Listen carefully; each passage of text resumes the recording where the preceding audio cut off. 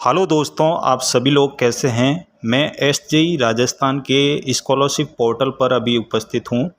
तो आप देख सकते हैं कि जिनके मुख्यमंत्री अनुपूर्ति कोचिंग योजना के अंतर जो मेरिट लिस्ट जारी की गई थी, उनमें जिनका नंबर आया है उसके रिलेटेड कुछ दिशा निर्देश जारी किए गए हैं कल की तारीख में। ऑर्डर रिगार्डिंग द सीएम अनुपूर्ति कोचिंग योजना। जैसे ही इस नोटिफिकेशन को खोलते हैं तो कुछ अपन को दिशा निर्देश दिए गए हैं। उसके अनुसार क्या क्या हैं, ये 29 सितंबर 2022 यानी कल की डेट में जारी किए गए हैं। तो क्या लिखा हुआ है, विभाग द्वारा संचालित मुख्यमंत्री अनुपूर्ति कोचिंग योजना के अंतर्गत विभिन्न प्रतियोगिता परीक्षाओं व प्रोफेशनल पाठ्यक्रमों में प्रवेश की तैयारी के लिए कोचिंग संस्थाओं के माध्यम से कराए जाने वाले 2022-23 के अभ्यर्थियों की अस्थायी वरीयता सूची जारी की गई है। उसके अंदर पहला पॉइंट है कि मेरिट सूची जो जारी की गई थी उसमें 1 महीने के अंदर अंदर कोचिंग में उपस्थिति दिया जाना अनिवार्य होगा। यानी 1 महीने के अंदर अंदर आपको कोचिंग ज्वाइन करना होगा। 1 माह में उपस्थिति नहीं देने पर 1 माह के बाद मेरिट सूची में अभ्यर्थी का चयन स्वतः निरस्त हो जाएगा। यदि आप कोचिंग ज्वाइन नहीं करोगे तो आपका वो स्वतः ही रिजेक्ट कर दिया जाएगा और भविष्य में पुनः अवसर नहीं दिया जाएगा। प्रतीक्षा सूची में वरीयता के अनुसार अन्य अभ्यर्थियों को अवसर दिया जाएगा। यानी आपका रिजेक्ट होने के बाद आपको भविष्य में कभी भी मुख्यमंत्री अनुपूर्ति कोचिंग योजना के तहत आपको सिलेक्ट नहीं किया जाएगा और दूसरे जो उसके अंदर आएंगे मेरिट सूची में उनको अवसर दिया जाएगा।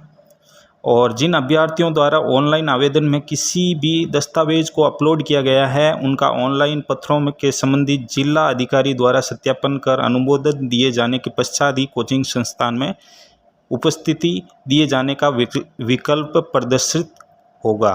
यानी जैसे ही जिला अधिकारी आपके जो डॉक्यूमेंटेशन है उसका सत्यापन का अनुमोदन दे देंगे, उसके बाद आप कोचिंग ज्वाइन कर सकते हैं। जिला अधिकारियों द्वारा ऐसे आवेदन पत्रों का मेरिट सूची जारी होने के 7 दिवस में सत्यापन किया जाना अनिवार्य। यानी जैसे ही मेरिट सूची जारी हो गई उसके 7 दिवस के अंदर वो अधिकारी आपके सत्यापन कर देंगे डॉक्यूमेंट का। और आपके 5वां पॉइंट क्या कहता है कि आप जब कोचिंग ज्वाइन करेंगे तो उसमें आपको बायोमेट्रिक डिवाइस से ही उपस्थिति दर्ज करवानी होगी।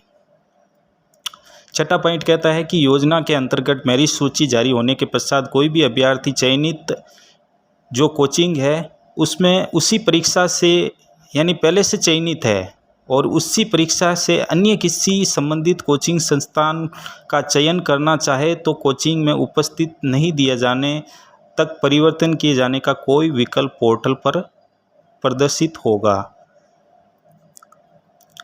मतलब ये कहना चाह रहा है कि कोई भी अभ्यर्थी जो पहले से चयनित कोचिंग के स्थान पर उसी परीक्षा के लिए किसी सूचीबद्ध कोचिंग में चयन करना चाहे तो कोचिंग की उपस्थिति नहीं दी जाने पर परिवर्तन करने का विकल्प प्रदर्शित होगा।